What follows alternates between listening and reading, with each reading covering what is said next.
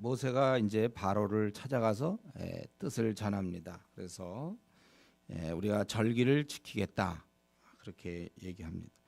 그러니까 바로가 이때 바로의 반응은 그 여호와가 누구냐? 여호와가 누구냐? 내가 왜 이스라엘을 보내야 되겠느냐? 나는 여호와를 알지 못하니 이스라엘을 보내지 않겠다. 2절에 그렇게 얘기했어요. 한마디로 바로는 좀 불쾌한 거예요. 뭐 그 모세 아론이라는 자가 나타나서 여호와가 보내라고 그랬다. 입장 바꾸고 우리가 바로라고 생각해 보세요. 그러면 정말 그 여호와가 신이라면 그럼 기껏 자기 백성들을 지금까지 우리 이집트의 종이 되게 했느냐? 여태까지 그들의 백성이 자기들의 종이었잖아요. 무슨 신이 그 정도밖에 안 돼요. 또 이건 모세와 아론은 또 누군가? 그래서 그가 아주 좀 분노해서 사실은 이제 5절부터 어긋장을 놓는 것이죠. 너희들이 좀 노역을 쉬려고 하느냐? 그리고 5절에 이 땅에 이제 이 백성이 많아졌거늘 쉬려고 그런다. 그래서 감독들과 기록원들에게 명령해서 이제 그동안 집을 줬지만 그거 주지 않고도 벽돌을 원래대로 만들고 그들을 하여금 무겁게 하고 수고롭게 하여 9절에 거짓말을 듣지 못하게 하라. 더 괴롭힌 것이죠. 굉장히 이것은 정당치 못하죠. 원래 이스라엘은 노예가 아니거든요. 은혜를 끼쳤던 요셉의 후예. 그래서 이집트가 그때 살았던 거거든요.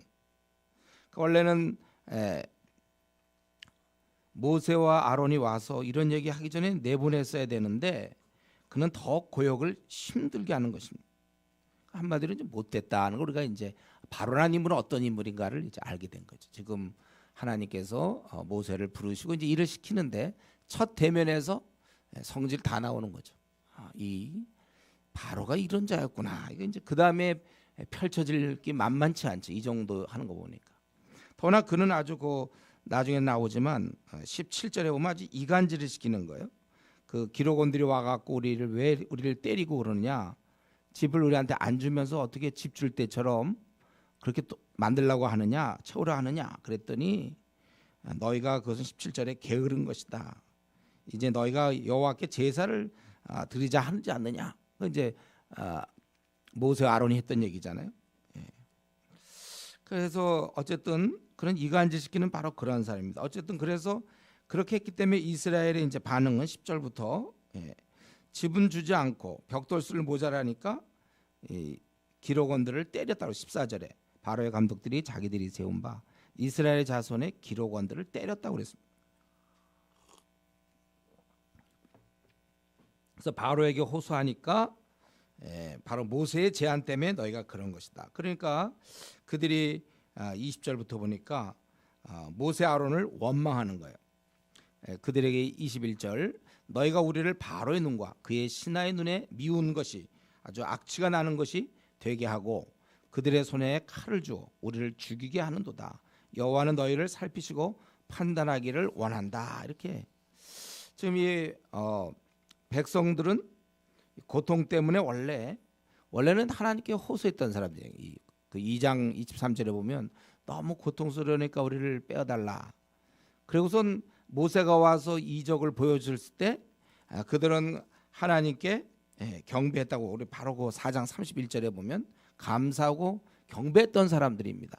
그러나 정작 모세가 이제 일을 시작하니까 그래서 이들이 당장 고통을 받게 되니까 그들은 이런 상황에서 인내를 하지 않고 모세를 원망하는 거예요.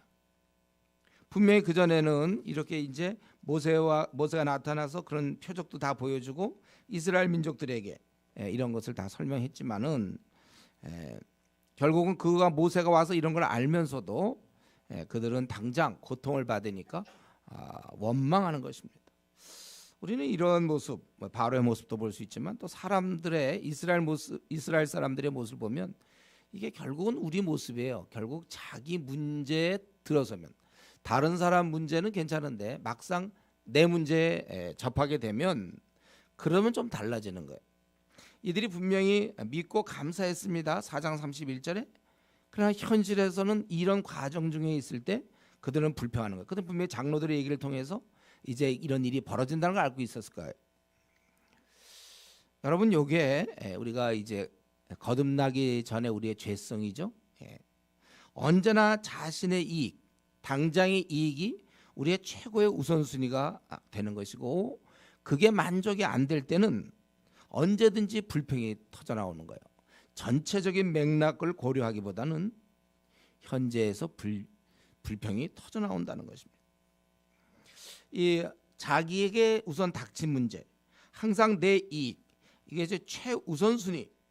그리고 그것이 이루어지지 않으면 우리는 이제 굉장히 힘들어하고, 또 어떤 경우는 쉽게 불평이 나오는 이제 이러한 모습. 이게 우리가 믿기 전의 모습인데, 믿고 나서 10년이 지나도 한치도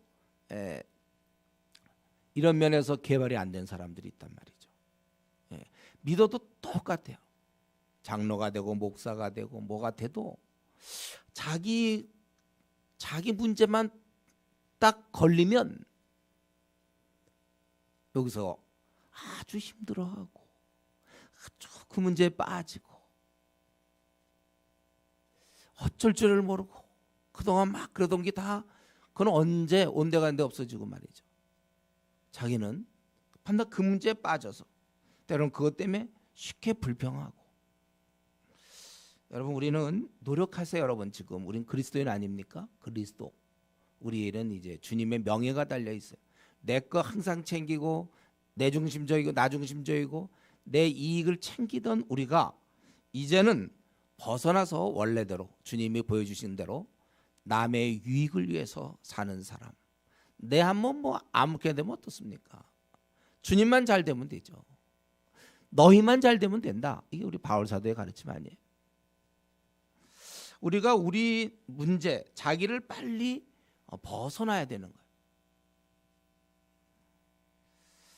좀 우리 이런 설교도 제가 뭐 오래 했었고 또 성경에서 늘 나오는데, 우리는 언제쯤 정말 자기를 좀 벗어날 수 있을까요? 손해를 봐도, 자기가 원하는 것을 얻지 못해도, 자기의 상황이 힘들어도 뭐 이게 이렇게 털어버리고 그냥 편안하게 자기 마음을 그렇게 정해서 뭐 그런 게 인생이니까, 이 자기를 좀 벗어나는 모습.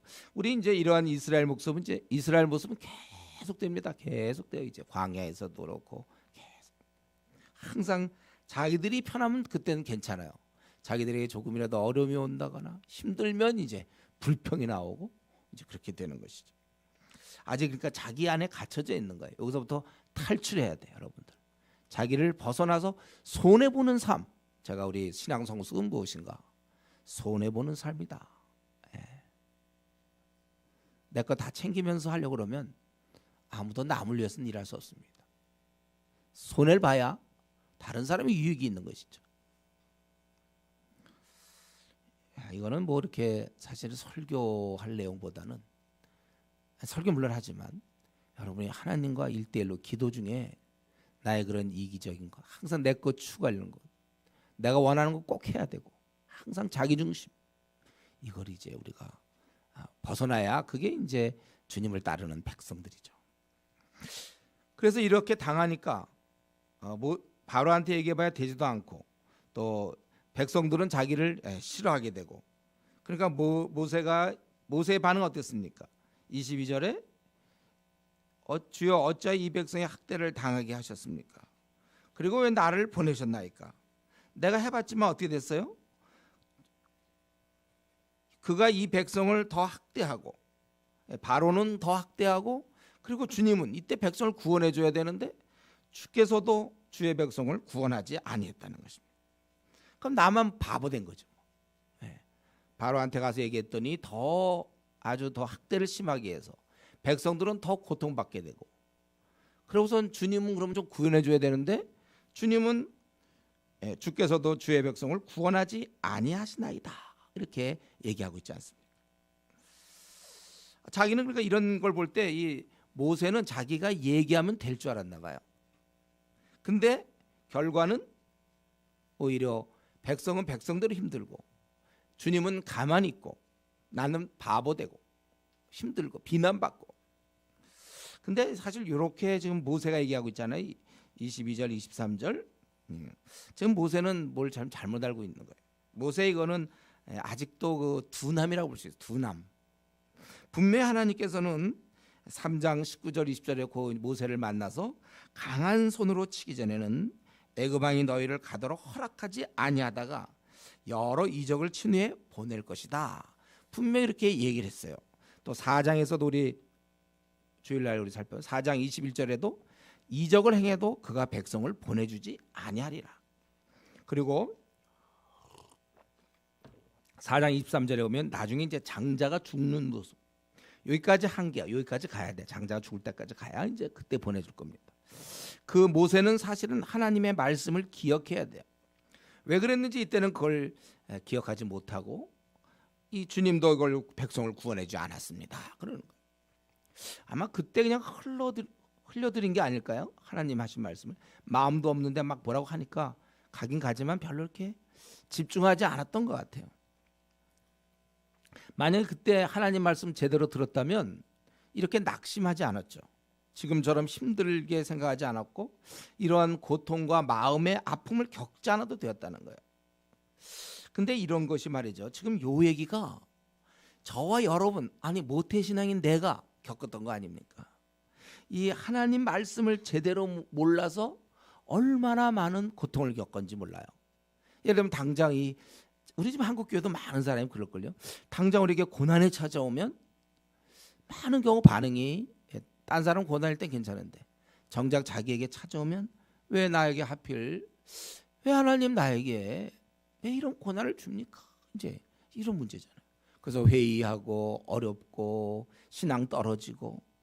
그러나 성경에는 뭐라고 그래서 우리가 성경을 제대로 알면 고난은 우리에게 유익이라 이렇게 했잖아요. 그리고 주의 백성들은 다 이런 것이 있는 거예요. 오히려 우리의 고난을 통해서 우리는 환난은 인내는 연단을 낳고 우리의 그의 뜻이 이루어진다. 예. 오히려 그 소망이 이루어지는 거예요. 고난을 통해서 성숙해진다는 우리는 알고 있어요. 성경을 제대로 공부하면 죄를 져서 고난받는 것이 아니라 하나님의 사랑 때문에 고난이 임한다. 오히려 이 세상에 사는 날 동안 너무 평탄했다. 그런 사람이 오히려 불안해야 된다고 그랬죠. 어째서 나는 고난도 없는가? 성경에 분명히 그 나라에 들어가려면 많은 고난과 핍박이 있다고 그랬는데 나는 왜 없는가? 가짜인가? 원래 이렇게 생각해야 이게 정상이란 말이죠. 우리는 고난을 통해서 그래도 여전히 하나님은 선한 목자라는 거. 성경을 공부하다 보면 그걸 다 안단 말이에요. 다윗이 하나님을 잘 섬겼기 때문에 사울한테 쫓겨다녔단 말이에요. 그가 하나님을 잘 섬기니까. 요셉도 불의와 타협하지 않으니까 보디발 아내가 불륜을 저지르자 그럴 때 그걸 피했기 때문에 감옥에 들어가기도 하고. 우리가 사실은 그리고 우리가 이런 고난 문제만 하더라도 때로는 내 욕심 때문에 받는 것도 굉장히 많다고 그래서 성경에는 야고보서 1장 우리는 우리의 욕심 때문에 받는 것도 굉장히 많아요. 이런 것들을 우리가 잘 살피면 어려움 찾아온다고 원망하고 힘들어하는 것이 아니라 오히려 우리는 더욱 하나님을 의지하게 된단 말이죠. 그러니까 우리가 고난을 받아도 장차 나타날 영광과 좋게 비교할 수 없다. 너희 중에 고난받는 자가 있느냐? 저는 기도할 것이다. 성경은 고난을 그냥 당연한 필수, 그냥 우리 인생의 필수 과정으로 보고 있는 건데 성경을 조금만 연구하면 고난 닥쳐도 이거는 뭐 그냥 오는 거니까 왜 나에게만 옵니까? 그러면 굉장히 어색하죠. 그렇게 얘기하는 사람들. 결국 그 성경을 몰랐다. 왜 이런 하필 그 많은 사람 중에 왜 나한테 고난이 옵니까? 이제 성경을 모른다. 이제 그런 말이죠. 그래서 사실 우리가 성경을 알면 여러분 이제 앞으로 고난이 찾아온다 할지라도 이런 고난을 통해 하나님 나를 연단시키고 내 성격을 아예 깡그리 바꿀 계획이구나. 이 성격까지는 안 되니까 성격 바꾸려고 그러시구나. 이 캐릭터를 우리의 품성을 바꾸는 거예요. 온전한 자로 만드는 거구나. 이제 그런 걸 하면서 자기가 그러니까 성격이 아주 못된 사람일수록 어쩌면 고난이 더 세다. 이렇게 꼭 공식은 아니지만 그럴 확률이 있어요. 여러분, 성격 아주 강한 사람들 있지 않습니까? 그냥 좀 세게 나가야지 웬만하면 그냥 끄떡도 안 하니까. 아직 그 성격 자체를 바꾸려니까 세게 올 수밖에 없는 거죠. 우리가 이런 식으로 말이죠. 고난 문제뿐만 아니라 성경을 통해서 우리가 하나님의 섭리, 경륜, 뜻을 알수록 삶이 이상하게 편안해지는 거예요. 자유로워지는 거예요. 뭐 그렇게 이 땅에서 그렇게 뭐 신앙이 이렇게 우리가 생기고 잘 알아갈수록 우리가 자유롭고 또 바른 선택을 하고 지혜롭게 살 수 있는 것입니다. 우리가 이런 결혼 문제나 뭐 직장 문제나 뭐 앞날 문제 이런 많은 경우 우리가 이런 걸 좀 자유롭게 살아갈 수 있어요. 이렇게 뭐 이 시험 떨어지면 어떡할까? 이번에 승진이 안 되면 어떡할까? 이게 이제 요거 신앙생활 조금만 더 깊이 하면 그런 게 뭐 대단하지 않잖아요. 떨어지면 이번에 떨어지는 거구나. 길이 안 열리는구나. 이제 이렇게 되는 거죠. 근데 그게 삶에 그렇게 중요하지 않거든. 굉장한 걸로 생각하죠. 별거 아니에요. 그냥 떨어진 거고 일이 안 풀리는 거고. 그럼 우리 인생은 가고 있는 거예요. 그래서 여러분들이 힘써 하나님 말씀을 알아야 되는 것입니다. 성경을 몰라서 헤매는 경우가 너무 많다는 거예요. 제가 뭐 상담하다 보면 이제 가정 문제도 막 뭐 남편과 아내의 막 갈등 가만히 들어보면 성경대로 안 해서 이 자매가 남편에게 순종해야 되는데 안 하고 대드니까 그 가정이 그 행복할 수가 없지요. 대들어야죠. 그러니까 그 가정이 행복할 수 있겠습니까? 또 남편은 어떻게 돼요?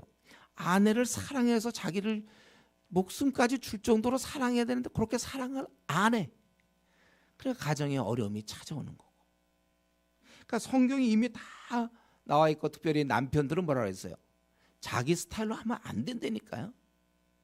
그러니까 무슨도 사람들은 무뚝뚝하다. 그거 아직도 무뚝뚝하다를 믿고 있으면서 아내한테 그렇게 대하면 안 되고 뭐라 해요? 성경에는 지식을 따라 동거하라 이렇게 돼 있잖아요.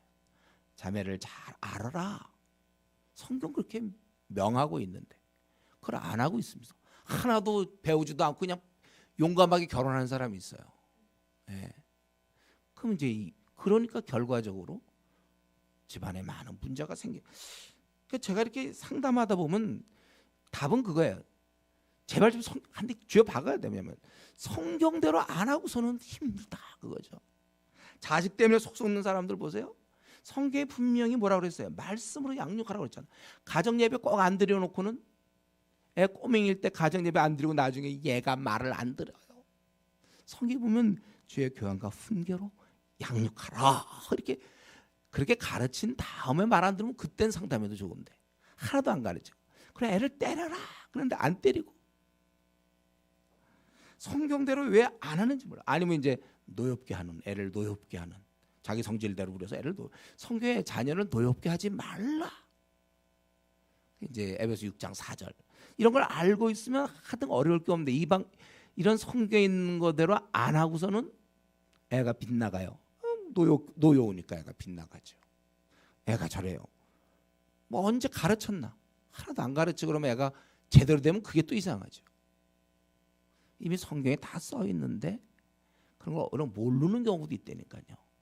아니 목사들 중에도 이 기러기 아빠이들 있거든요. 교수 중에도 있어 교수들. 그래서 내가 신도원 다니면서 참 그 교수 밑에서 배우기 힘들었다고. 성경에 기도회는 분방하지 말라 그랬는데 뭔가 자녀 교육 때문에 어떻게 했죠? 왜 기러기 아빠가 되는가 이거. 성경을 결국은 모르기 때문에.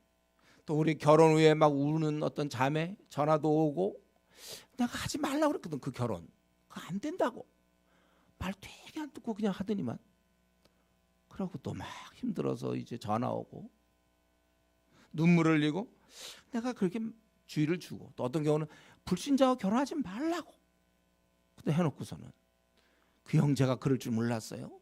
얻어맞고서는 그런 식으로 얘기야. 내면에 내가 인격 보라고 분명히 그랬고 속 사람을 보라고 그랬는데 그렇게 말 안 듣고 그냥 외모만 이쁘다고 그죠 형제가. 그래 놓고 나니까 내면의 준비가 안 됐으니 매사가 힘든 거죠. 그냥 또 형제가 또 외모가 좋고 아니면 형제가 말을 자매들은요. 형제가 말을 잘하면 어쩔 줄 모르는 것 같아요. 자매들은 형제가 말 잘하고 분위기 좀 타면 말이죠. 자매들은 그냥 괜찮은 줄 알아요. 그런 거 보지 말라니까 내가 숙맥들 만나라고 그랬죠. 형제들. 물론 이제 전도를 많이 해서 심리 파악이 잘 된 형제가 있어요. 그런 경우는 예외고 보통은 자매를 모르는 게 정상인데 자매를 잘 이루는 경우 그건 경험이 많은 형제. 수많은 연애. 예. 그러니까 선수지 선수.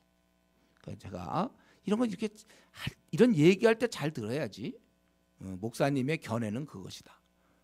그러지 마세요. 성경에서 우리가 성경 보면 속 사람을 봐야 되는 거라고 그랬잖아요. 외모로 취하지 말아야 된다고. 내면의 인격이 어떤가. 그러고 근데 그걸 알지만 눈이 막 돌아가는데 어떡하냐 이거죠. 그래서 기도생활 하라고 그랬잖아요. 기도생활. 내가 그렇게 알지만 안 된다니까. 성경에서 우리 주의 일꾼들 뽑을 때 뭐예요? 지혜와 그렇게 하는 걸 알고 성령 충만한 자 이 두 가지가 기준이라고 그랬잖아요. 머리로는 알아 자기도. 이건 저 외모에 내가 빠지면 안 된다. 뭐 미모에 아니면 너무 멋있어서. 근데 마음이 자꾸 가는 걸 어떻게 해? 이거 가는 거. 머리로는 아는데 가는데 어떻게 해요? 그 기도 생활 해야죠. 성령 충만하면 안 가거든. 딱 끊을 수 있고 의지가 강해져. 목사님 전 게임을 하는데 못 끊겠어요. 기도 안 하니까. 성령의 능력이 그러면 성령의 능력은 다 가능한데 한 가지 게임은 못 끊습니까? 뭐든지 다 끊어버리지. 뭐 술이고 담배고 뭐든지 다 끊는 거예요. 마약이고 뭐고 성령의 능력은 다 끊을 수 있는 거예요. 그래서 우리 그리고 자기가 뜻을 정하여 나는 이게 뭐 말이 둔하다. 저는 전도하러 나갈 때 뭐 부끄러워서 못 하겠어요. 기도생활 안 하면 그렇게 되죠. 성령의 능력이 있으면 뭐가 부끄럽소. 이 사람이 지옥 가고 죽는데 말이지. 내가 이러고 있을 때냐 이러거든. 날 무시해도 좋고 그냥 붙잡아서 그냥 믿으시오 이렇게 되는 거죠. 그런 마음으로 그러니까 방법 무리하게 하지 말라고 그 얘기를 하려는 게 아니라 그런 뜨거운 마음 때문에 전투하는 것이죠. 우리 뭐 토요일 날 뭐 우리 뭐 한가해서 전합니까? 여러분 그래서 우리는 사실은 이런 말씀을 좀 모세가 이 말씀을 흘려들은 것 같은데 우리도 사실은 볼 것 없어요. 여러분 시간 나는 대로 성경을 공부해야 됩니다. 그래서 제가 제안을 하나 드리면 오늘 이후로 일주일에 한 장을 더 늘리세요. 지금 여러분 일주일에 몇 장 하고 있죠? 지금 몇 장들 하고 있는지 모르겠는데 저는 이제 한 장 이런 얘기 안 나오길 바라면서 하는 얘기예요. 한 장 더 하시라 이거예요. 그리고 하는 방법이 또 있죠. 우리 교인들은 좋은 방법이 동영상 66권 다 돼 있으니까 그거 보면서 공부하면 훨씬 더 빨리 할 수 있고. 이렇게 보니까 이 말씀을 제대로 못 듣니까 지금 낙심해서 나는 지금 이렇게 했는데 어찌하여 이렇게 합니까? 이렇게 이제 얘기하는 거 아니에요. 모세도 사실은 이제 뭐 초창기도 그렇고 앞으로 계속 나가면서도 사람의 비방 이게 듣는 게 참 어려운 거예요. 비방이라는 것은 독사의 독이거든요. 그거 한 대씩 맞으면 독사한테 물려보세요. 그러니까 우리 같은 공동체에 있다가 이런 비방을 듣게 되면 아주 힘들죠. 모세 같은 사람도 굉장히 참기 힘들어했어요. 이거는 모세뿐만 아니라 사람은 다 마찬가지입니다. 누구한테 비방을 듣는 건 참 힘든 일이에요.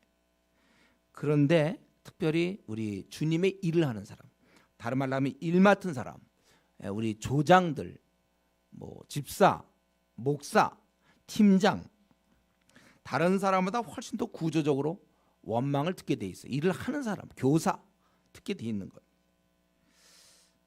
이럴 때 우리가 이 비방을 듣고 낙심하기 쉽다는 거예요. 근데 이때 모세의 그래도 훌륭한 점은 우리와 똑같이 그는 이런 비방을 들었지만 여기서 보니까 하나님께 아뢰었다는 거예요. 바로와 싸우지 않고 이스라엘 백성, 야, 내가 지금 하는 게 너희들 때문에 하는 거지. 내가 너희들 그럼 뭐 벽돌 더 만들게 하고 힘들게 하려고 내가 하는 거냐? 뭐 이제 싸울 수도 있지만 모세는 이때 하나님께 아뢰었다는 거. 요거 배우기까지 참 어려운 것 같아요. 이 공동체에서 왜 문제가 생기는가? 비방하면 같이 치니까, 같이 삐친다든가. 그거에 대해서 그 문제 내가 비방을 듣든지 이랬으면 하나님께 가야 되는데 나도 그러면 공격한다든가 아니면 뭐 어떤 반응을 보인단 말이죠. 여러분 우리가 자 예언 하나 해요. 여러분 앞으로 남은 생 동안 제가 고난도 많이 받을 거라고 예상한다고 그랬죠. 지난번에 이미 예언했죠. 그건 또 한 가지 비난도 많이 받을 거예요. 더구나 주님의 일을 하는 사람, 앞으로 여전도 회장될 사람, 예? 남전도 회장, 우리 그건 없어서 그렇지만은 하여튼 뭔가 할 사람은 아니면 간사가 될 사람, 네. 목사가 될 사람 있어요? 각오하세요. 그거는. 그러니까 이 비방을 나는 딴 건 다 견뎌도 비방은 못 견디겠다. 절대로 조장을 해보겠다든가 목사가 된다든가 안 되는 거예요. 그래서 우리는 제가 예언을 하지만 그러니까 여러분들이 앞으로 남은 생 동안 분명히 비방, 오해 이런 거는 이제 앞으로 기본적으로 계속 된다는 거예요. 그럴 때 우리도 그걸 자꾸 옆으로 풀지 말고 위로 풀어야 된다는 거예요. 하나님께 기도함으로 그렇게 해결해야 됩니다. 자, 6장 지금 앞장에서 모세가 낙심 가운데 하나님께 아뢰자 하나님께서 이제 8절까지 모세에게 말씀하시는 거죠. 이 모세에 대해서 모세가 이제 그렇게 하니까 야, 너 내가 분명히 얘기하지 않았냐? 뭘 그거 갖고 왔느냐? 이런 모세의 이런 불평 나름대로 어떤 그런 것에 대해서 우리 하나님께서는 꾸짖지 않아. 내가 너 미리 말했는데 너 그때 딴청하더니 지금 와서 그러냐 아니냐? 그건 아니고 다시 이제 말씀 시작하는 것이죠. 그래서 바로가 강한 손으로 말미암아 바로가 그들을 보낼 것이다. 당장 내보내진 않아. 결국 그러나 이스라엘을 보낼 것이라고 말씀하십니다. 왜 내가 이렇게 하는지 그 목적을 상기시는데 나는 여호와다. 이 창조 주다 이가 주. 무한한 자유를 가지시고 절대적인 존재. 바로 나는 여호와다 이거죠. 아브라함과 이삭과 야곱에게는 전능의 하나님으로 나타났으나 나 이름을 여호와로는 그들에게 알리지 아니하였고 그 엘샤다이 그래서 전능자예요. 그냥 전능하신 분. 근데 여기서 여호와는 주가 된단 말이에요. 주인, 모든 걸 통치하시는. 특별히 그분은 가나안 땅을 주기로 언약했고 내가 신음을 듣고 언약을 기억해서 이제 6절에 내가 너희들을 속량할 수 있다는 거예요. 속량. 끄집어내 주시는 구원자가 되시는 거예요. 여호와께서. 그동안 전능자로만 알려졌다면 이제는 구원자로서 알려주시겠다 이거예요.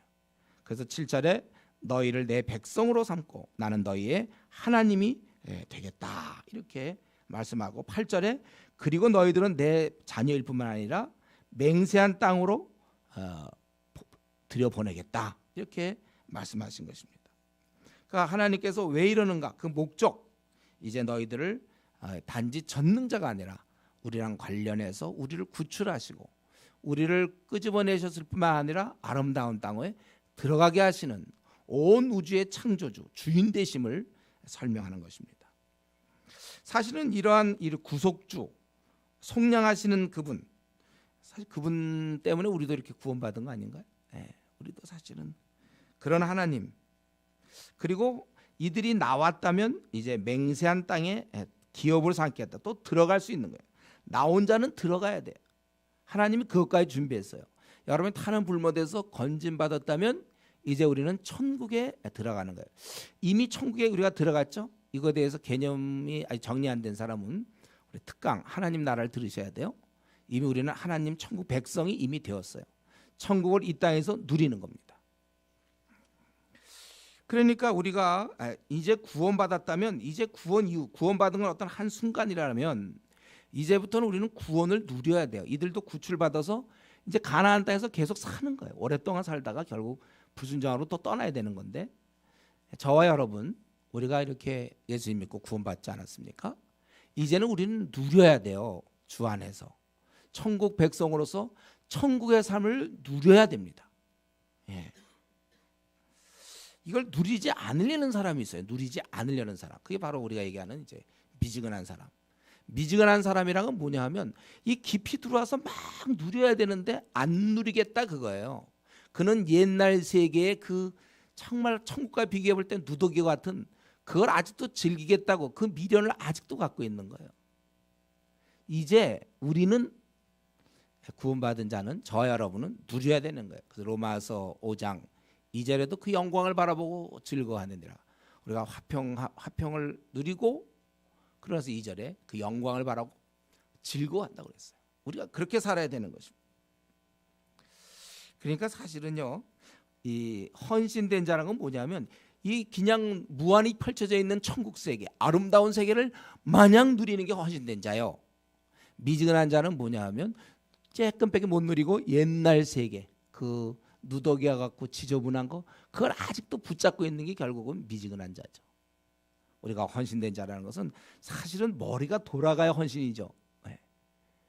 이게 보통 사람들은 이걸 헌신하면 이제 꽉 메이는구나. 이게 얼마나 어리석은 생각입니까? 헌신하면 이 큰 세계, 정말 아름다운 세계 시큰 누릴 수 있는 건데 헌신을 안 해가지고 옛날 그 누더기 같은 거를 아직도 그걸 누리고 있어요. 누더기를 누린다. 예, 아테네 그런 세계를 누리고 있단 말이에요.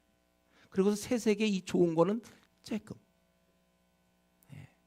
헌신된 자는 마음껏 행복. 그러니까 이 안에는 막 행복, 만족, 평안, 좋은 거, 기쁨, 희락, 다 있거든요. 이거를 시큰 누리고 있는데 자기가 미지근한 사람은 그건 하나도 거의 못 누리다시피 한 거죠. 예. 좀 안타까운 것 같아. 예. 안타까워. 그래서 내가 너희들을 이제는 이 여호와로서 전능자로서, 이전에는 그냥 전능자로 나타났지만 이제는 여호와 주인으로 나타나서 너희들을 다 구출하며 일로 집어넣으려고 내가 그러는 것이다. 그래서 이걸 모세가 이 말을 또 이스라엘 자손에게 전했지만 그들이 어땠습니까? 반응이 9절에 전했지만 어떻게 됐다고요? 마음의 상함과 가혹한 노역으로 말미암아 모세의 말을 듣지 아니했더라. 아마 이 백성들도 금방 나가는 걸로 생각했는지 모르죠. 그러다 안 되니까, 뭔가 잔뜩 기대했다가 안 되니까 마음이 굉장히 상했다는 거예요. 그래서 거기에다 또 당장 가혹한 노역. 그래서 모세가 말하다 아유 듣기도 싫어. 예. 벌써 이미 마음이 다 가라앉았어요. 듣지 않았다는 거예요. 여러분, 이 사람이 너무 형통해도 뭐가 잘 풀려도 하나님의 관심이 없잖아요. 하나님에 대해서 관심이 없고, 또 너무 사람이 너무 고통을 당하면 하나님의 그 긍휼에 관심이 없어요. 그냥 자포자기에 하나님에 대해서 별로 기대하는 마음이 없어. 너무 일이 안 풀리면. 그렇기 때문에 사실은 여기 보면 하나님의 긍휼을 바라보는 것은 이런 상황 때문보다는 사실 마음에 따라서, 여기 보면 마음이 상했기 때문에 그런 거예요. 마음이 상했기 때문에. 그렇기 때문에 우리가 지금 신앙생활 잘한다고 해서, 지금 여러분들이 신앙생활 잘한다고 해서 믿을 수 없어요. 마음이 상하면 에라 모르겠다. 에이 교육은 뭐고, 에이 모르겠다. 그러고 안 나오는 거예요. 마음이 상하는 거. 그래서 우리가 요걸 꼭 붙잡아야 돼. 우리가 매일매일 기도하는 것은 내 마음이 순전한 마음, 잘 풀리거나 풀리지 않은 어떠한 환경에서도 내 마음은 항상 주님께 향해 있는 이 신실함. 여러분, 이걸 준비해야 돼. 왜 우리 교회도 보면 그렇고, 왜 이전에 열심을 내던 사람이 지금 다 어디 갔습니까? 여러 이유가 있겠지만 이 마음을 못 지켜서 그래요. 아주 순전한 마음을 계속.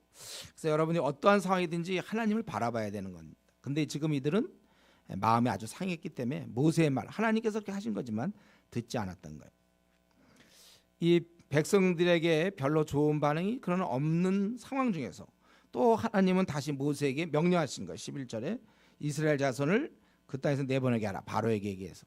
그러니까 모세가 이제 바로한테 가서 또 얘기하라고 그러니까 모세가 이스라엘 자손도 내 말을 듣지 않는데 바로가 어찌 듣겠습니까? 나는 입이 둔한 자이다. 이거 어디서 많이 봤죠? 네, 입이 둔하다는 얘기.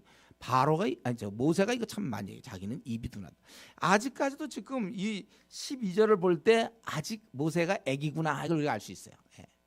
자기가 지금 입이 둔하거나 아니면 입이 둔하지 않고 말을 잘하거나 이게 무슨 관계입니까? 지금 이 큰 싸움을 여러분 보셔야 돼. 이건 하나님의 싸움이에요. 모세는 가서 그냥 얘기만 하면 되는 겁니다. 자기는 그냥 자기가 뭘 나설 게 없어요. 여기서는 그럼 말을 잘했으면 바로가 보내주겠습니까? 바로가 뭐 미친 사람입니까? 왜 보냅니까? 그 60만이나 되는 장정들이 있는데 실컷 노역으로 써먹을 수 있는 노예들을 그걸 풀어줍니까? 말 잘한다고. 이거는 말이 아니라 하나님의 능력이에요. 이제부터 이제 펼쳐질 거지만 아마 다음 시간에 해야 될 거예요. 하나님, 결국 이거는 하나님과 바로의 싸움이에요. 예. 그걸 이제 중간에 있는 이제 전달자지 모세 자기가 하는 게 아니란 말이에요. 그는 아직도 이런 어려운 상황에서 내가 뭘 할 수 있을까? 예. 자기를 보고 있단 말이죠. 여러분, 이런 게 이제 우리가 이런 데서 우리가 배워야 될 거예요. 우리가 어떤 일이 잘 안 풀리는 상황, 내가 하나님 뜻대로 뭘 해보려고 그러지만 잘 안 되는 상황에서 에휴, 나는 참 부족하다. 자기를 본단 말이에요. 나름대로 자기 열심히 했는데 뭐가 안 될 때, 에휴, 내가 뭐 이 정도밖에 안 되는구나. 이 정도 그냥 이렇게 자기를 한탄하는 사람이 있어요. 자기를 한하는 사람이 있단 말이에요. 이게 지금 우리는 지금 이 어둠의 세력들, 공중의 권세 잡은 자, 마귀와 우리 하나님과의 싸움이지 우리가 싸우는 게 아니에요. 우리는 하나님의 그냥 종으로서 일을 해나가는 거란 말이에요. 그렇기 때문에 이런 어려운 상황에서 자기를 보지 않도록 우리가 결심하고 하나님의 능하신 손을 봐야 되는 거예요. 아직도 자기의 능력을 보고 있는 모세. 그래서 아직은 조금 어리다. 제가 보기에 아직 이때까지도 이제 어린 것 같아요. 모세가. 아주 나는 입이 둔한 자이다. 그 말을 듣고 하나님이 그런가? 그래서 바로가 안 내보내나? 기껏 여태까지 계속 얘기해도 아직도 이 모세는 자기가 어떻게 해서 될 거라고 생각하는 것 같아요. 지금 모세는 양쪽으로 더 어려움 당하는 거죠. 백성들은 원망하고 바로는 무시하고 자기 말을. 그러니까 여기서 낙심하고 그는 진실로 이 일을 하기 싫었던 것 같아요. 12절에 원래 처음부터 안 하려고 그랬는데 하나님 시켜서 어쩔 수 없이 하다가 되지도 않으니까 이스라엘 자손도 내 말을 듣지 않는데 바로가 내 말 듣겠습니까? 나는 입이 둔한 자입니다. 진실로 이것을 그만두고 싶은 거예요. 진실로 제가 보기에는 이때 그냥 한 얘기가 아니야. 모세가 그만두고 싶어. 되지도 않을 것 같으니까. 바로를 딱 만나보니까 뭐 안 되게 생겼어. 근데 그가 아직 기억을 못하고 있다니까. 하나님의 말씀, 이제 능력이 나와야 된다는 걸 생각 못한 것입니다. 그럼 우리는 여기서 있잖아요. 이제 더 나가기 전에 여기서 그러면 하나님은 좀 이렇게 즉시 구출해 주면 안 되나? 그거 보란 듯이. 왜냐하면 더 학대당해야 되고 모세는 모세대로 힘들고 하나님은 여기서 왜 즉시 구출하지 않습니까? 제 생각에는 백성들이 이제 준비하는 거예요. 더 학대를 당하게 함으로 더 힘든 상황, 그 더 긴장. 비록 그들이 불편하지만 그러면서 이들은 아직 하나님이 누군지 몰라요. 이들은 노예로 430년 동안 살았던, 그러니까 거기서 쭉 태어나서 자라고 또 노예로 죽고 그러던 사람들이라 하나님에 대해서는 경험이 없단 말이에요. 그들은 이제 더 힘든 고통 중에서 이제 하나님의 그런 이제 펼쳐지는 손길을 바라보면서 하나님을 깨달을 수 있도록 하기 위해서. 또 바로도 마찬가지죠. 이런 사건을 통해서 바로와 그 애굽 사람들도 이제 긴장하게 돼. 나중 보면요, 애굽에서 이스라엘 민족으로 이렇게 귀화하는 사람들이 많이 있단 말이죠. 이제 하나님의 역사를 보고 어느 정도 이때 이제 긴장하기 시작하고 하나님의 일하심에 대해서 관심을 갖게 돼. 그러니까 애굽 사람도 더러는 구출할 수 있도록 하나님께서 이제 본격적으로 이적을 행하시는 것이죠. 또 동시에 그것은 절차이기도 해요. 바로가 당연히 대항하는 것입니다. 처음부터 그가 순순히 들으면 안 되죠. 자유의지가 있는데. 그래서 이것은 결국 이 사건, 그 다음부터 바로가 들어주지 않아야 그 다음 사건이 쭉 펼쳐지고, 처음에 물론 모세는 당장 안 들어주는 것 때문에 낙심하지만 이걸 통해 이스라엘 전체가 하나님이 어떤 분인가를 알게 되고 또 애굽 사람들도 알게 되고, 그리고 오고 오는 세대마다 하나님은 이럴 때 이렇게 하시는 분이구나. 그래서 우리가 하나님을 의지할 수 있도록 그렇게 하시는 거예요. 바로 주인이시구나, 여호와시구나. 그러니까 우리도 이 땅에 살면서 이제 어려운 문제 부딪힐 때마다 하나님은 여호와시니까, 주인이시니까 이 문제를 해결해 줄 수 있습니다. 우리는 그거를 이런 사례를 통해서 용기를 얻고 하나님께 나아가는 것이죠. 이거는 지금 우리는 성경책이 있지만 이스라엘 백성이 뭐가 있겠습니까? 이들에게 이제 이걸 보여주는 거예요. 그렇기 때문에요. 왜 즉시 구출하지 않으시는가? 하나님은 깊은 뜻을 갖고서 오고 오는 세대 여호와 되심을 알려줘서 우리 같은 사람도 이렇게 신앙 갖게 하려고.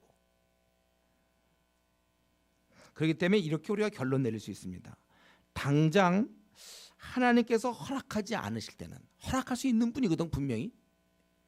우리가 믿기로 하나님이 이거 허락하시면 된단 말이에요. 당장 하나님께서 허락하지 아니했을 때는 다 이유가 있다는 거예요. 내가 알지 못하는 이유. 이 부분이 믿음 부분이에요. 믿음. 내가 다 알고 있다고 얘기하면 안 돼, 여러분. 내 인생길에 내가 알지 못하는 부분이 있어요. 이건 우리가 아무리 연구해도 모르는 부분이에요.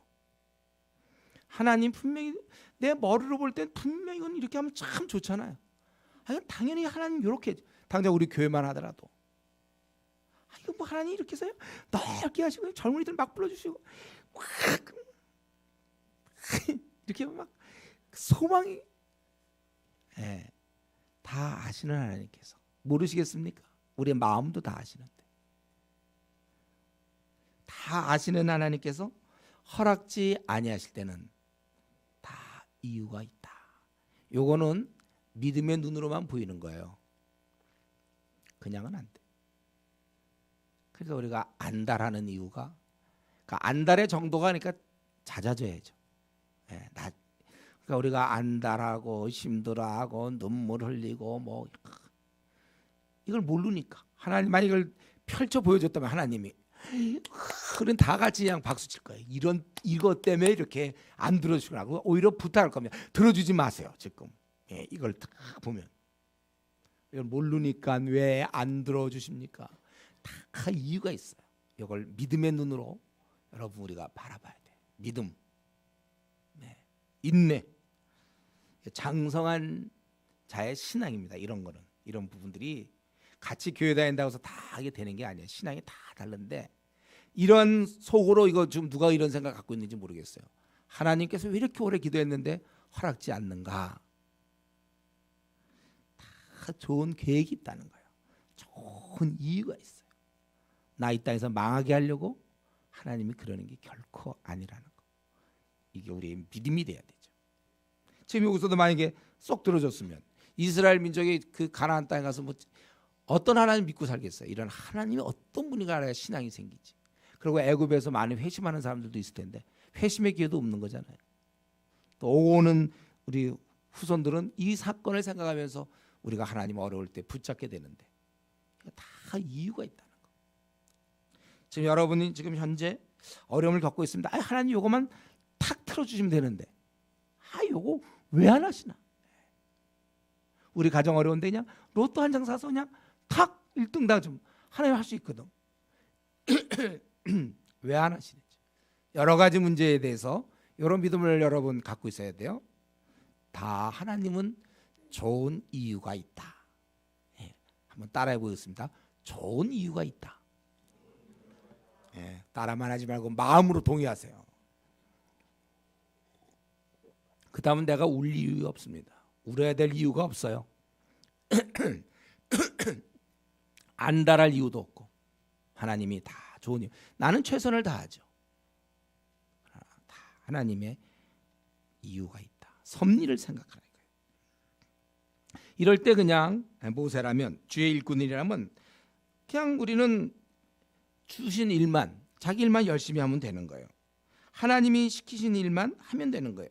하나님이 시키셨기 때문에 마치 어려움이 없으리라 믿는 것은 무척, 대단히, 매우, 너무나 그건 어리석은 일이에요. 하나님이 시키셨기 때문에 어려움이 없을 거라고 예상하는 것은 그건 천진난만, 아주 무식함, 그런 거예요. 그렇게 돼 있지 않아요. 하나님의 일은 방해나 어려움이 없는 것이 아니라 있는데 극복하면서 하는 거예요. 극복하면서. 이 땅에는 또 마귀가 있잖아요. 마귀가 여러 공격을 한단 말이에요. 그걸 다 극복하면서, 그래서 초대교회도 많은 핍박이 있을 때 핍박을 이겨나간다든가, 또 내부적인 어려움이 있을 때 그걸 이겨나간다든가, 그렇게 그러니까 하나님의 일은 그냥 슬슬 풀린다고 생각하는 것이 아니라 우리가 극복하면서 이루어지는 것이다. 이것을 몸으로 보여준 게 이제 뭐 바울 사도 같은 경우 다 그래서 씨앗을 뿌렸잖아요. 많은 박해 속에서 눈물로. 예. 우리들이 조금 주님의 일 하다가 몇 번 어려움에 부딪히고는 쉽게 낙심하는 경우가 있어요. 그래서 처음 입교한 자도 말지니 처음 믿고서 막 자기가 뜨거워갖고 하지만 몇 번 부딪히고 나서 푹 가라앉는단 말이에요. 그러면서 우리가 단련돼갖고 아무리 그런 문제가 부딪혀도 딴 사람 같아서는 벌써 주저앉았을 텐데도 주저하지 않아요. 예. 믿음의 영역입니다. 이 부분이 성격의 영역이 아니야. 이 사람은 워낙 낙심을 안 하는 특이한 아주 강철 체질이다. 그거 아니에요. 믿음의 영역. 그래서 우리가 부딪히고 낙심하는 게 아니라 낙심될 만한 상황이 와도 계속해 나갈 수 있어야 된다는 거예요.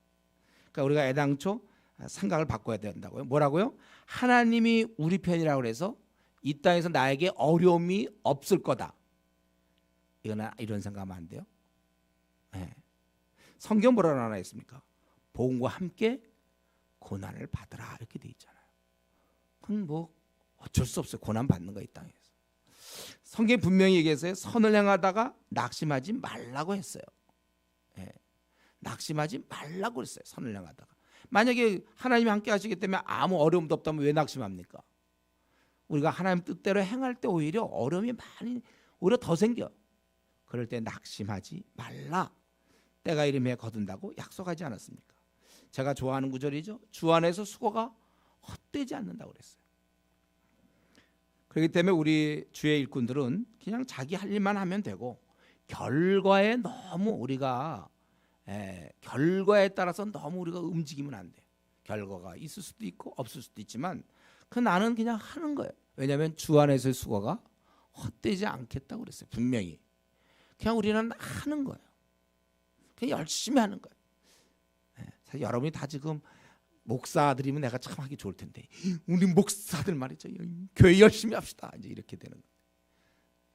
여러분들 가운데는 이제 일을 안 하는 사람도 있으니까 이런 말이 별로 도움이 안 될지 몰라요. 이런 말들은 우리가 이렇게 하다가 뭐 낙심하지 뭐 일도 안 하는데 무슨 낙심할 게 뭐 있어요. 그러면 하여튼 그때를 생각해서 지금 외워놓으세요. 일 안 하는 사람들은 그런 단계가 있나 보다. 그러니까 성경을 제대로 이해하려면 무언가 사역을 해야 돼요. 그러면서 저는 굉장히 축복받은 사람이죠.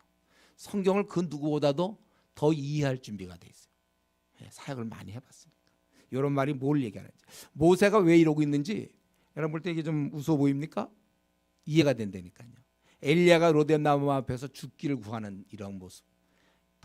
이해가 돼요. 막 같은 느낌이 막 들어요. 사역을 해야지. 사역 하나도 안 하고 일도 하나도 안 하고 주일교인들 요즘 한국교회 주일교인들은 그게 뭐가 이해가 되겠습니까? 그러니까 엉뚱하게 이제 뭐 우리 지난번 설교했죠 제가 우울증 뭐 경향이 있다 뭐 이것은 뭐 MBTI로 볼 때 뭐다 뭐 이렇게 분석하고 있는 거예요. 그게 지금 어떤 단계인지는 모르는 거예요.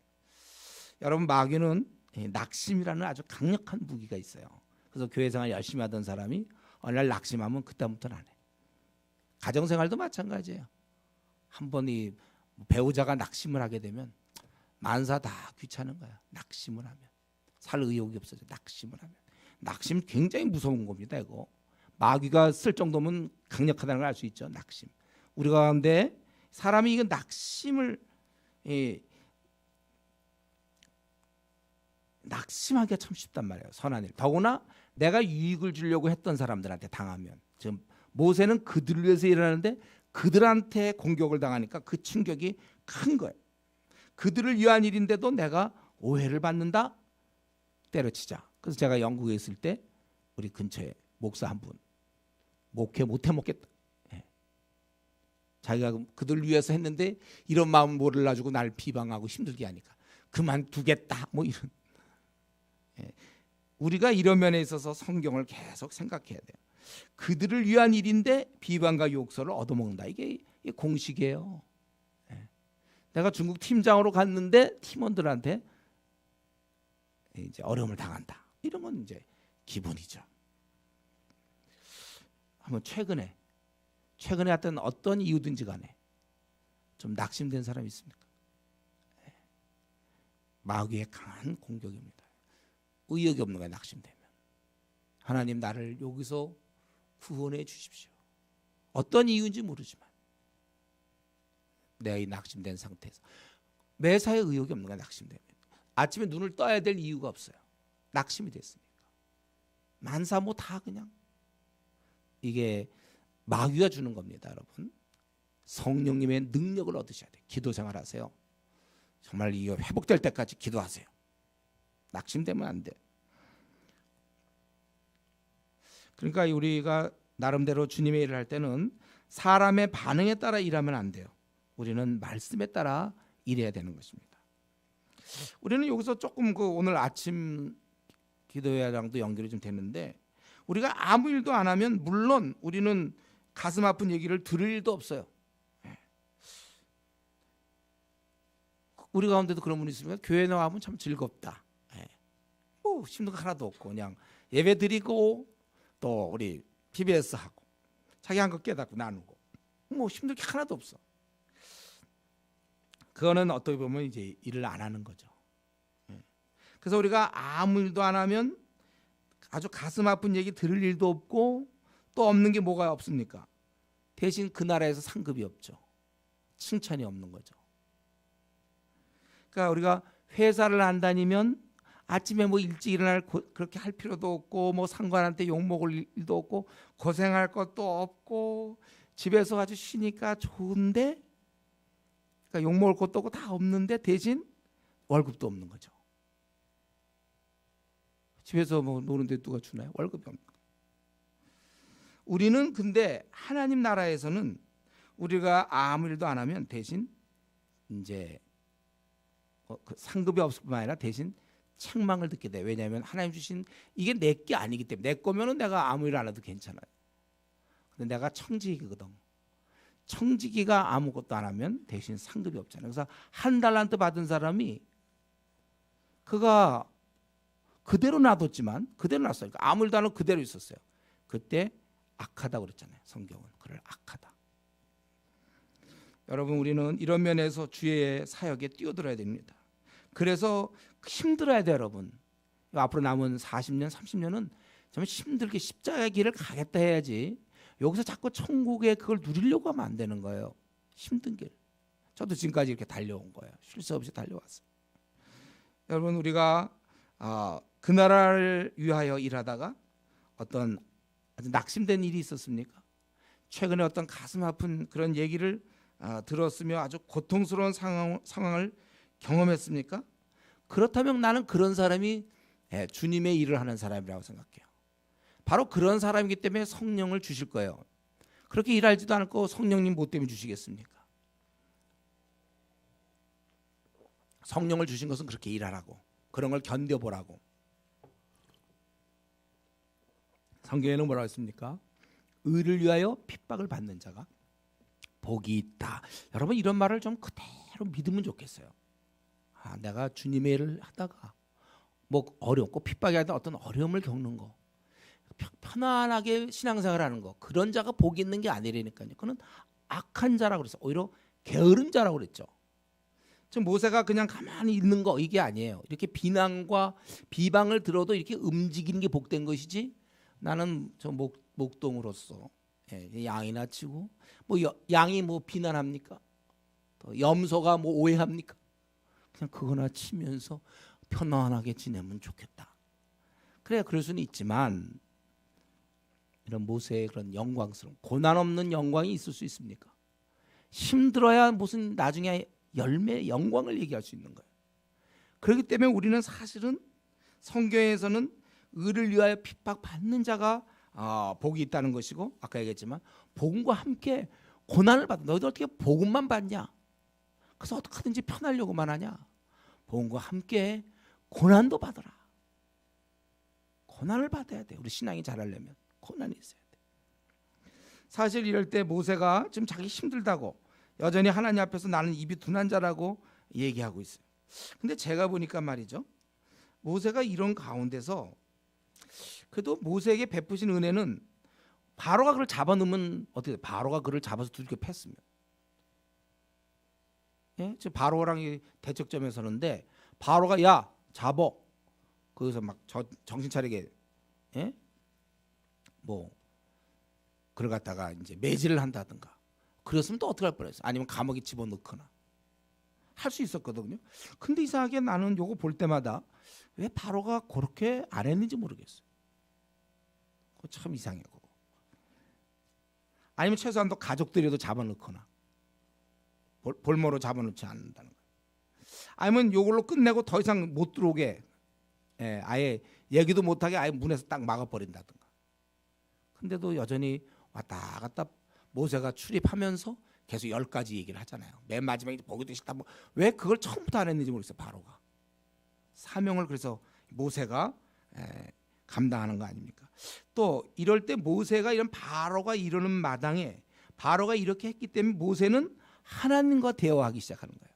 하나님과 덕분에 하나님과 이제는 같은 편이 완전히 아주 그냥 찰떡궁합이 된, 아주 완전히 같은 편이 돼가지고 이제 문제를 의논하면서 모세는 나중에 보세요.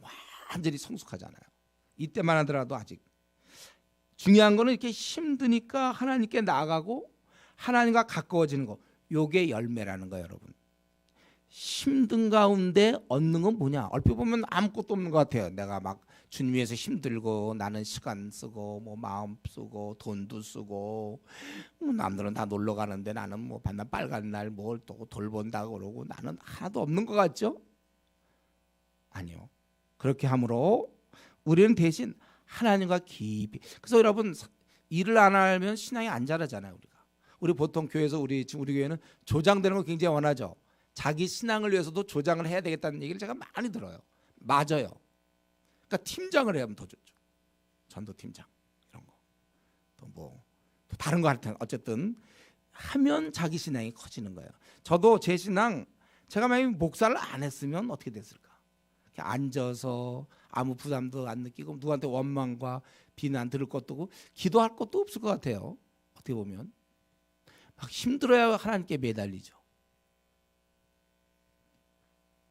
덕분에 그게 남는 거예요. 그거 하나님과 모세는 이 덕분에 벌써 여러 번 얘기하고 있잖아요. 또 어쨌든 나는 입이 둔한 자입니다. 어쨌든 이런 얘기라도 하고 있는 거잖아요. 지금 어떤 프로젝트를 같이 팀플 뭐 이런 거잖아요. 같이 하는 거예요. 그런데 만약에 바로가 즉시 내보냈다면 그 다음에 그래서 만약에 바로 이제 가나안 땅에 들어갔다면 모세는 120세까지 산다고 치면 그 한 40년 동안 할 게 없었을 거예요. 모세가. 그러다 거기서 혹시 약간 지도자 대우받다가 지도자 대우받고 편안하고 그러다 보면 솔로몬처럼 타락했을지도 몰라. 그래서 모세가 타락 뭐 이렇게 끝날 수도 있어. 어쨌든 그는 이러한 것을 통하여 이 깊이 경험을 하게 되는 거예요. 그래서 10가지 재앙을 직접 다 그가 경험하게 되는 거 아닙니까? 또 가나안 땅에 들어가서 이제 가기까지 또 우리 나중 보면은 그 광야에서 많은 뭐 반석에서 물이 나온다든가 불기둥 구름기둥 홍해 갈라지는 거 만나 메추라 많은 거를 경험하게 되는 거예요. 이거 하나하나가 다 힘든 거예요. 이 경험들이 다 원망 속에서 이런 걸 하나님과 깊은 경험을 하며 하나님의 마음을 알게 되는 것이죠. 그래서 우리는 제가 우리 시편 할 때 얘기했죠. 고난만 보면 그건 어리석은 사람이라고 했어요. 고난은 이렇게 생겼어요. 고난이 어떻게 생겼냐면 우리 앞면에는 고난으로 보이고 뒷면에는 은혜예요. 그래서 우리한테 올 때는 이게 고난으로 와요. 근데 달고 오는 거죠. 은혜를. 그래서 고난만 보면 그건 아직 우리가 시편을 제대로 이해하지 못하는 거고 고난에 따른 은혜까지도 우리가 봐야 된다고 그랬지 않았습니까? 지금 이 모세가 지금 어떻게 보면 굉장히 지금 힘들고 난처한 상황 같지만 축복의 시간을 보내고 있는 거예요. 왜? 하나님과 이렇게 가까이 하나님 앞에 같은 편이 돼서 하나님 왜 이렇게 하시고 그렇게 그렇게 이게 어리석은 얘기하고 있지만 이게 복된 거라니까요. 이런 일을 안 했으면 가만히 있었으면 이렇게 할 시간도 없어. 여러분이 그래서 아침 기도에 누가 한 20분 기도하면 기도할 거 없다 이게 이렇게 얘기하는 사람들 뭐 아무것도 안 한 상태에서 기도가 있습니까?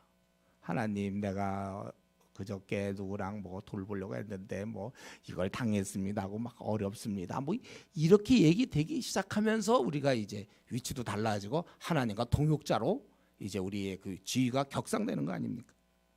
여러분 이런 면에 있어서 하나님이 하심을 하나님께서 어려움 중에 숨겨진 그 하나님의 은혜를 찾아봐야 되고 고난이 깊어질수록 더 깊이 하나님에 대해서 알 수 있어요. 그래서 우리 군대도 이런 거 짬밥이라는 얘기했어요. 군대 짬밥. 신병에 와서 아무리 그래봐야 이 그냥 군대 생활이라는 게 있어요. 그거는 고참의 눈에는 보이는데 신병이 아무리 열심히 해봐야 이게 안 보여. 신병은 저건 다 군대 물이 먹어야 돼. 짬밥이라 군대 짬밥이 있어야 된다 이런 거잖아요. 지금 우리 교회 처음 온 사람이 우리 교회 좀 돌아가는 거 다 모르잖아요. 벌써 이렇게 오래 있는 사람은 좀 대충 다 돌아가고 이런 거 다 알잖아요. 그런 거 비슷하단 말이에요. 이런 걸 같이 하면서 이제 하나님에 대해서 깊이 알아간다는 거예요. 그리고 이제 13절부터 마지막까지는 여기 보니까 이제 14절부터 거기 30절까지 쭉 보니까 이제 모세와 아론의 족보인데 14절부터 20절까지는 이제 모세 아론의 족보고 21절부터 거기 이스라엘의 아들은 고라 여기서부터는 제사장적인 관심을 가지고 족보가 나오는 이유는 확실히 모르겠어요. 왜 지금 여기서 나오는지. 근데 확실한 것은 이제 아브라함의 자손인 것을 강조하고 또 모세와 아론의 그 배경 레위 지파에 속하는 것을 설명하고 여기 보면 이제 약 40명 정도가 등장하죠. 그래서 이제 루벤부터 시작되는 거야. 14절에 루벤의 이제 거기서 시작하고 거기 루벤의 아들 한옥과 발루에서 엘리압이 나오게 되고 엘리압에서 다단과 아비람 이들이 모세를 반역하여 결국 죽게 된 자들이죠. 그리고 또 시므온의 아들이 있고 그다음에 16절 레위 아마 이게 관심 있을 거예요. 게르손과 고핫과 무라리가 있고 고핫의 아들 중에 이제 아므람이 있고 그의 계열에서 결국 모세가 나왔다.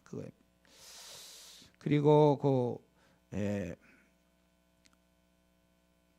21절에 보면 이제 고라 이스라엘 아들은 고라가 나오잖아요. 고라 반역했던 자고 23절에 보면은 나답과 아비후 아론의 아들인데 다른 불을 쓰다가 죽게 되고 25절에 엘리아살에서 비느하스가 나오고 그러니까 여기서 모세의 배경은 바로 레위에서 이렇게 흘러나왔다 이걸 얘기했어요.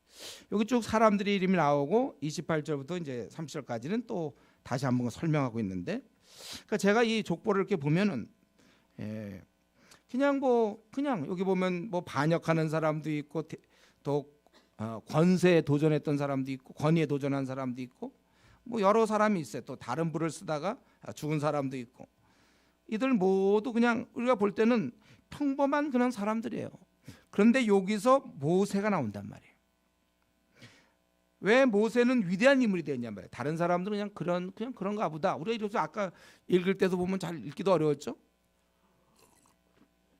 생전 불러봤나 우리가 이런 사람들을요. 예? 잘 몰라 이런 사람들. 그냥 이런 사람 중인데 모세는 확실히 알아. 모세.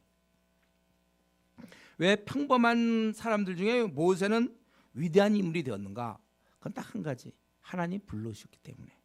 예. 여러분 이 부분이 우리가 이제 끝으로 한번 이 말씀만 드리고 마쳐야 되겠는데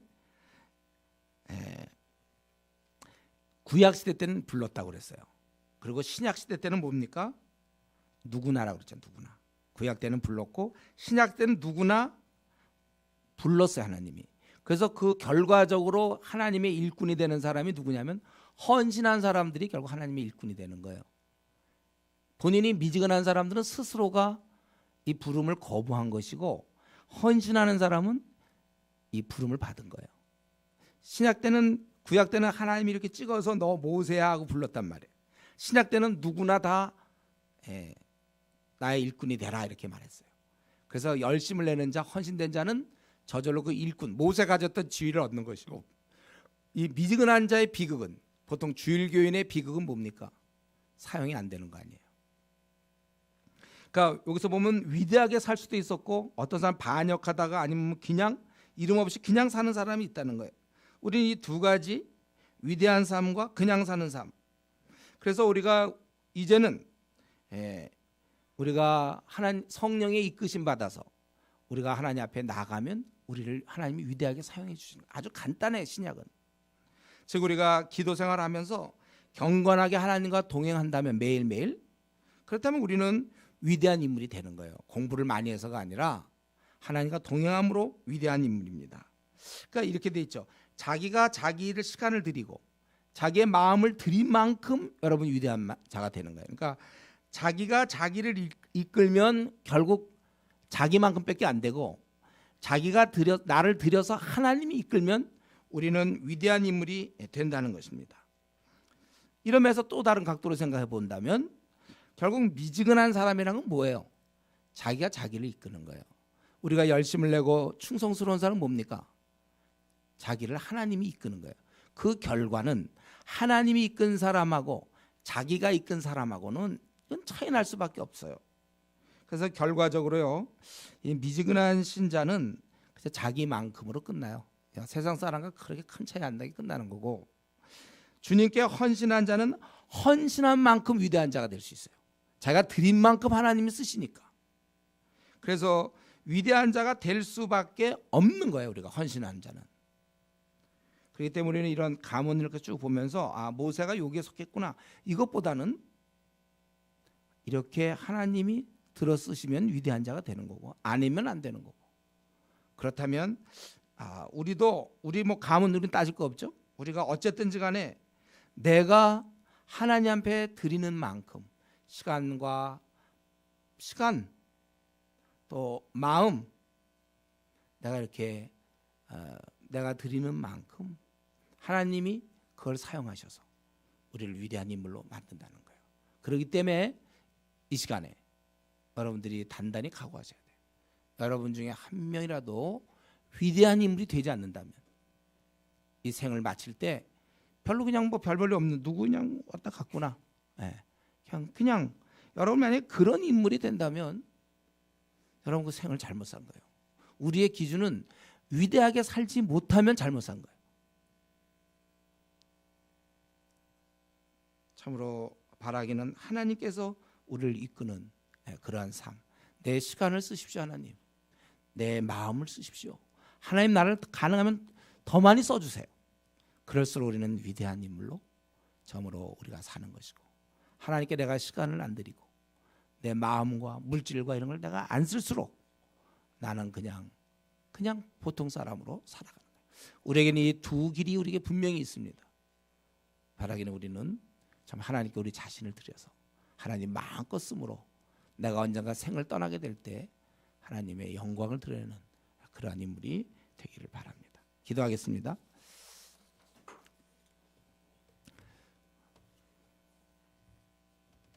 이 시간에 우리 하나님 앞에 기도할 때 정말 우리가 성경을 깊이 알고 또 우리가 항상 하나님과 동행해서 이 마지막 때 일꾼이 심히 적은 때 시간과 마음과 몸과 정성을 다하여 주님께 드림으로 위대한 인물로서 여러분 남은 생을 살아갈 수 있도록 이 시간 같이 한번 통성으로 기도하겠습니다.